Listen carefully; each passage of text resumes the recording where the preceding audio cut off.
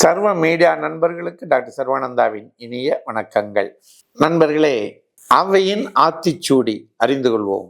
அவ்வியம் பேசேல், அதாவது அடுத்தவருடைய பெருமையை கண்டு பொறாமைப்பட்டு பேசக்கூடாது என்று அவ்வை சொல்லுகிறாள்.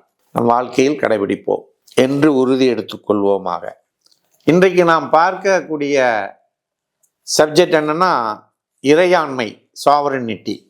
ஒரு நாட்டின் அரசியல் அமைப்பு, மக்கள், அவர்களுடைய கலாச்சாரம், பண்பாடு, நாகரிகம், அந்த பகுதியினுடைய தொன்மையான நிலைகள், அங்கே இருக்கக்கூடிய இயற்கை வளங்கள், இவைகள் அனைத்தையும் கட்டி காக்கின்ற புனிதமிக்க நிலையினை கொண்ட உச்சபட்ச அதிகார நிலையை கொண்ட நிலைக்குத்தான் இறையாண்மை, சாவரனிட்டி என்று பெயர்.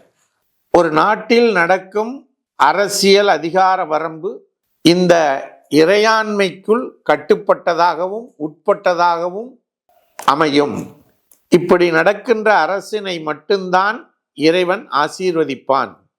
இறைவன் எப்படி யாருக்கும் எந்த விதமான பாகுபாடும் இல்லாமல் நடந்து கொள்கின்றானோ, தன்னுடைய பங்களிப்பை கொடுக்கின்றானோ, அதுபோல ஒரு நாட்டினுடைய அரசை வழிநடத்துகின்றவர்கள் யாருக்கும் எந்த விதமான பாகுபாடும் இல்லாமல் மக்களை வழிநடத்த வேண்டும், அவருடைய பங்களிப்பை கொடுக்க வேண்டும்.